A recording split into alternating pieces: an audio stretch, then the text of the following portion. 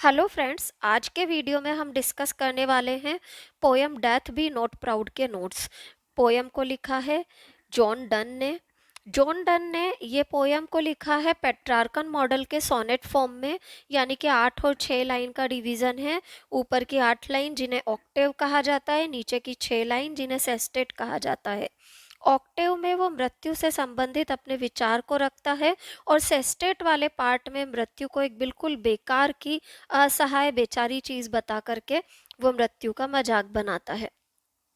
Poem के अंदर poet ने डिस्कस किया है कि मृत्यु को हालांकि पूरी दुनिया ये मानती है बड़ी भयानक है, बड़ी शक्तिशाली है, परंतु ऐसा कुछ भी नहीं है। मृत्यु ना तो भयानक है ना शक्तिशाली है, बल्कि मृत्यु तो खुद एक बेचारी चीज है। मृत्यु किन किन चीजों पर डिपेंड है, आगे वो हमें ये डिस्कस करता है और अंत में कहता है कि इस सृष्टि पर कयामत का जो एक दिन निश्चित है, यानी कि day of doom, day of judgment जो निश्चित है, उसके अनुसार एक दिन ऐसा आएगा जबकि सब नष्ट हो जाएगा। और जब उस दिन सब नष्ट हो जाएगा, मारने के लिए मृत्यु के पास कुछ बचेगा ही नहीं, तो निश्चित रूप से उस दिन मृत्यु की भी मृत्यु हो जाएगी। तो बड़े ही सीधे साधे से तरीके से पोइट हमें ये बता देता है कि मृत्यु की मृत्यु तो निश्चित है, और हम उसकी बातों पर विशिष्ट रूप से उसको सपोर्ट करते हुए हाँ में हाँ मिलाते रह जाते हैं। पोयम बहुत ही खूबसूरत अंदाज में लिखी गई है। होली सोनेट्स डिवाइन मेडिटेशन नामक कलेक्शन में से ली गई है। 1 नंबर के लिए ध्यान रखिएगा। वैसे अभी ये चीज़ मैं नोट्स में भी डिस्कस करने वाली हूँ। पोयम को के नोट्स को अच्छे से समझना है तो पहले कोशिश कीजिए कि आप मेरा वो लिंक उस लिंक पर जाएं जहां पर कि मैंने death be not proud poem को पढ़ाया है। पहले पोयम को अच्छे से पढ़ें ताकि नोट्स समझने में आप लोगों को ज़्यादा दिक्कत ना आए।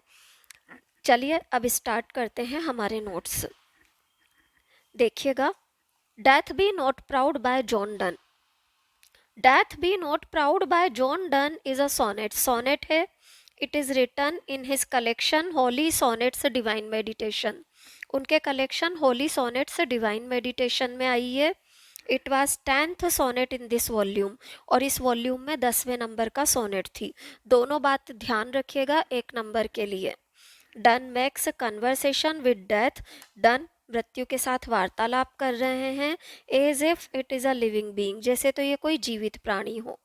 Done has presented 2 new concepts. Donne ने 2 नए कंसेप्ट प्रस्तुत किए हैं। One, that death is not dreadful. एक तो ये कि ना तो मृत्यु भयानक है, और दूसरा second that death is not mighty. दूसरा कंसेप्ट है कि मृत्यु शक्तिशाली भी नहीं है। The subject of this sonnet is divided into 2 parts. इस सोनेट का जो सब्जेक्ट है उसे 2 पार्ट में डिवाइड किया गया है, ऑक्टेव एंड सेस्टेट में। Octave declares that death is neither dreadful nor mighty. Octave वाले पार्ट में तो ये बताया गया है कि डेथ ना तो भयानक है ना शक्तिशाली। Sestet present the concept of deaths death. Concept के बाद ओ फोर लिखिएगा, यहाँ पर लिखना भूल गई हूँ तो निश्चित रूप से डाल लीजिएगा। Sestet present the concept of deaths death. मृत्यु की मृत्यु का कंसेप्ट वो हमें प्रस्तुत करता है। डन थिंक्स, डन सोचते हैं, that death is a poor thing completely, कि मृत्यु पूरी तरह से बेचारी चीज है। It can kill body only, ये केवल शरीर को मार सकती है, नॉट द सोल, आत्मा को नहीं, not the soul. It depends on many other things, ये कई अन्य चीजों पर आश्रित है। लाइक एक्सीडेंट, फेट, जैसे कि एक्सीडेंट, फेट, भाग्य, किंग, राजा महाराजा, वॉर, युद्ध, पॉइजन, जहर, सिकनेस, बीमारी। They can also kill man, ये सब चीजें भी मनुष्य को मार सकती हैं। They can also kill man if we don't have these things, अगर ये सब चीजें ना हो, it can not do anything, तो मृत्यु कुछ नहीं कर सकती। Donne shows the inability of death. Donne हमें प्रस्तुत करते हैं मृत्यु की अयोग्यता। ही सेज, वो कहते हैं, that it is a slave.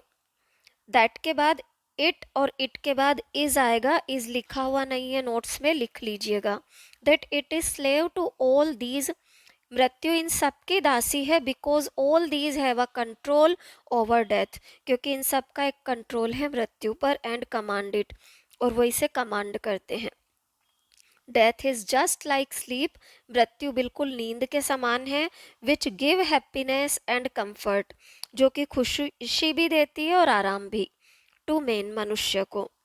He welcomes sleep, वो नींद को स्वागत करता है, because it gives a comfort, क्योंकि नींद क्या करती है, आराम देती है।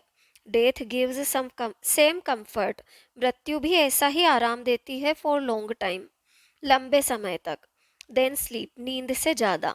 सो death should not feel itself very powerful, तो मृत्यु को खुद को ज़्यादा शक्तिशाली नहीं मानना चाहिए।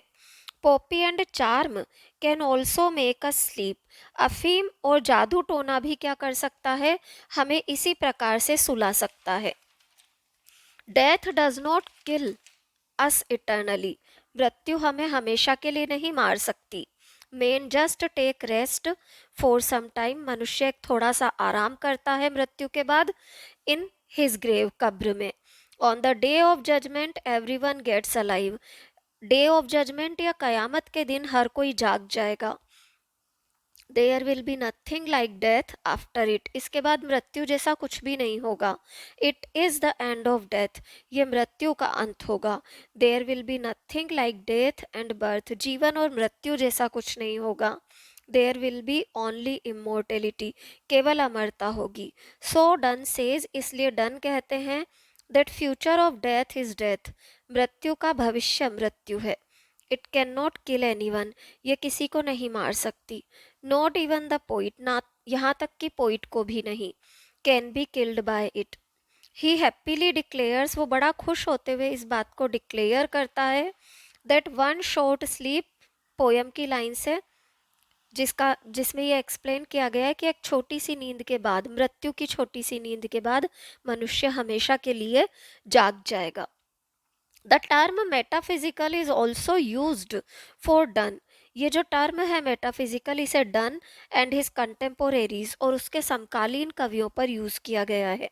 कंटेम्पोरेरीज का मीनिंग होता है समकालीन, याद रखिएगा। दिस टर्म, ये जो टर्म है, was first used for them by Dryden, पहले उनके लिए यूज की ड्राइडन ने, एंड आफ्टर हिम जॉनसन, और उसके बाद जॉनसन ने। तो ये चीज़ भी ध्यान रखनी है कि ये टर्म मेटाफिजिकल किसने दी है, पहले ड्राइडन ने और उसके बाद डॉक्टर जॉनसन ने। Donne, Cowley, Herbert are other poets of metaphysical school of poetry, अन्य मेटाफिजिकल पोइट्स के नाम भी ध्यान रखने हैं आपके कोर्स में। हर्बर्ट, हेनरी वॉन और एंड्रू मार्वल, दो अन्य मेटाफिजिकल पोइट्स हैं जॉन डन के अलावा। Donne, Cowley, Herbert are other poets of metaphysical school of poetry. Donne, Cowley, Herbert और अन्य जो होते हैं वो मेटाफिजिकल स्कूल ऑफ पोइट्री के ही कवि हैं। They wrote on two subject, उन्होंने दो विषयों पर लिखा, लव एंड रिलीजन पर। Metaphysical term is appropriate for his poetry, ये जो टर्म है मेटाफिजिकल वो उपयुक्त है उनकी कविताओं के लिए। Because there was something after something behind the clear meaning of the subject, क्योंकि इन कविताओं में भी कुछ पीछे छुपी हुई चीज है स्पष्ट अर्थ के, विषय के। Metaphysical subject use deductive metaphysical poets use deductive reasoning, metaphysical poets deductive reasoning को यूज करते हैं। ही रिजेक्ट टू कॉमन कंसेप्ट्स, वो दो कॉमन कंसेप्ट्स को रिजेक्ट करता है, एक तो डेथ इज ड्रेडफुल, दूसरा death is mighty. He reasons by saying, वो ये कहते हुए तर्क देता है, that all the common concept about death, कि मृत्यु को लेकर के जितने भी सामान्य कंसेप्ट हैं, आर बेसलेस, बेकार हैं, आधारहीन हैं। Death can not kill us, मृत्यु हमें नहीं मार सकती। In the end it will die, अंत में ये खुद मरेगी itself. Reality is a rare thing, वास्तविकता एक बहुत ही दुर्लभ चीज होती है मेटाफिजिकल पोइट्री में। These poems are full of affectation, ये कविताएं प्रभावपूर्णता से और हाइपरबोल, अतिशयोक्ति से भरी होती हैं।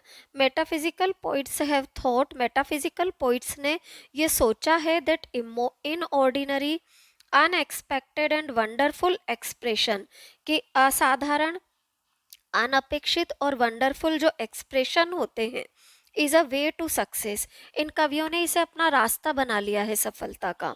दे tried to hide their lack of greatness, और जैसे तो वो इसके पीछे अपनी महानता की कमी को छुपाना चाहते हो, by the way of exaggeration, अतिशयोक्ति अलंकार का प्रयोग करके।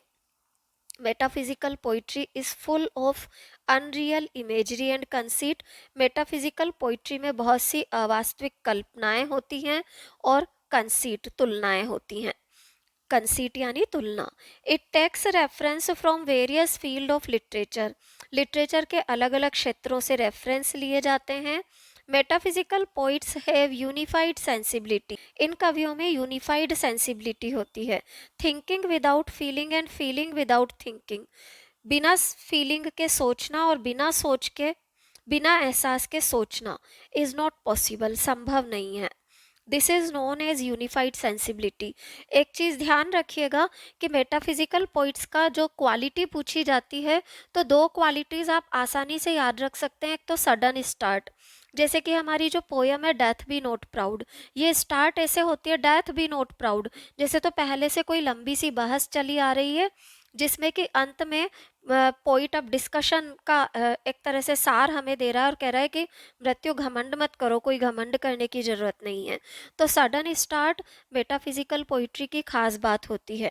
दूसरी बात जो होती है मेटाफिजिकल पोइट्री की, वो होती है यूनिफाइड सेंसिबिलिटी। ध्यान दीजिएगा, यूनिफाइड सेंसिबिलिटी का क्या मतलब होता है पहले तो समझिए। यूनिफाइड सेंसिबिलिटी का मतलब है कि जबकि पोइट अपने विचारों को प्रकट करते वक्त अपनी फीलिंग और थॉट दोनों को साथ में लेकर के चले, तो इसे यूनिफाइड सेंसिबिलिटी कहा जाता है। तो ये खास बात होती है मेटाफिजिकल पोइट्स की, इसे जरूर याद रखिएगा। एक नंबर में जनरली पूछ लिया जाता है गिव सम क्वालिटीज और any two qualities of metaphysical poets, तो इजीली सडन स्टार्ट आप पोएम्स के बेस पर याद रख सकते हैं कि आपके कोर्स में जो पोएम है डेथ बी नॉट प्राउड, वो सडनली स्टार्ट हुई है, एकदम से शुरू कर देता है पोइट। उसके अलावा यूनिफाइड सेंसिबिलिटी पोयम के अंदर होती है, इन कवियों की खास बात होती है, ये चीज़ भी ध्यान रखनी है। Thinking without feeling, feeling without thinking is not possible, संभव नहीं है ये। This is known as unified sensibility, इसे ही यूनिफाइड सेंसिबिलिटी कहते हैं। एक नंबर के लिए डेफिनेशन भी याद रखिएगा। Donne and other metaphysical poets have unified sensibility. Donne और अन्य मेटाफिजिकल पोइट्स में यूनिफाइड सेंसिबिलिटी है। The description in other poems, the description in their poem is a combination, उनकी कविताओं में एक कॉम्बिनेशन होता है फीलिंग एंड थिंकिंग का। The 17th century poets have such a sensitivity, 17th century के कवियों में एक ऐसी संवेदनशीलता होती है that they could devour all the kind of experiences, कि वो हर प्रकार के अनुभव को ग्रहण कर लेते हैं।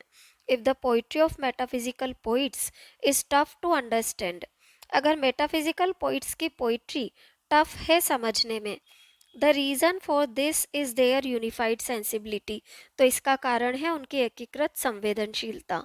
Metaphysical poets have the unique quality of expressing, metaphysical poets में एक विशेष गुण है प्रकट करने का, एक्सप्रेसिंग प्रकट करना, of expressing various kind of experience, अलग अलग प्रकार के अनुभवों को इन यूनाइटेड फॉर्म, एकीकृत रूप में, united form. They can connect abstract to concrete, ये कवि क्या कर सकते हैं, दृश्य और अदृश्य को कनेक्ट कर सकते हैं, भौतिक और लौकिक अलौकिक को, ओल्ड टू न्यू, पुराने और नए को, ग्रेट एंड हायर को, टू कॉमन एंड सिंपल से ये कनेक्ट कर सकते हैं। आगे देखिएगा, इन दिस वे, इस तरीके से completely different things are shown in this poetry, बिल्कुल अलग चीज़ें बताई जाती है इस कविता में।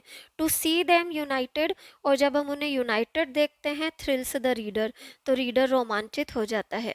Gives enjoyment and new point of view, आनंद मिलता है, नया नजरिया मिलता है। But metaphysical poets sometimes take their imagery, पर कभी कभी मेटाफिजिकल पोइट्स अपनी इमेजरी को प्राप्त करते हैं from that field of knowledge, ज्ञान के उस क्षेत्र से, which is unknown to the reader, जो कि रीडर जानता ही नहीं है। इट बिकम्स कॉम्प्लेक्स समटाइम्स, ये कविताएं कभी कभी जटिल भी हो जाती हैं।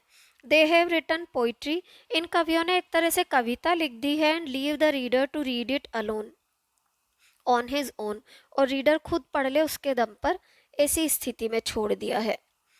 Ben Jonson had declared that Donne's fame, Ben Jonson ने तो इसी कारण ये तक कहा कि डन की प्रसिद्धि वुड नॉट लास्ट लॉन्ग, ज़्यादा दिन नहीं चलेगी, because he is successful in making his poems understanding, he is not successful करिए, क्योंकि वो सफल नहीं है अपनी पोएम्स को अंडरस्टैंडिंग बनाने में कॉमन मैन के लिए।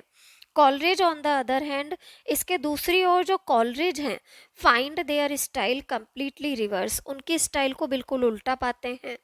सम poets convey most fantastic thoughts in most correct language, कुछ कवि तो बिल्कुल करेक्ट भाषा का प्रयोग करके फैंटास्टिक विचारों को प्रकट करते हैं। एंड सम अदर पोइट्स, और कुछ अन्य कवि यूज मोस्ट फैंटास्टिक लैंग्वेज, वो मोस्ट फैंटास्टिक लैंग्वेज को यूज करते हैं to convey the most trivial things, छोटी छोटी चीज़ों को प्रकट करने के लिए। Love and religion are two subjects of metaphysical poetry, metaphysical poetry के दो सब्जेक्ट हैं, love and religion. It is believed, ये माना गया है, that metaphysical poetry has become, कि मेटाफिजिकल पोइट्री जो है has come to England, become नहीं है, कम है, sorry, has come to England from Italy, England आई है पोइट्री इटली से। And its source is medieval poetry, और इसका स्रोत रही मध्य युग की कविता। Metaphysical poetry keeps a philosophical concept of the universe, metaphysical poetry जो है एक फिलोसॉफिकल कंसेप्ट रखती है यूनिवर्स का। And it is inspired by the role of human spirit in the drama of life, और ये प्रेरित है जीवन रूपी नाटक में मानवीय आत्मा के रोल से।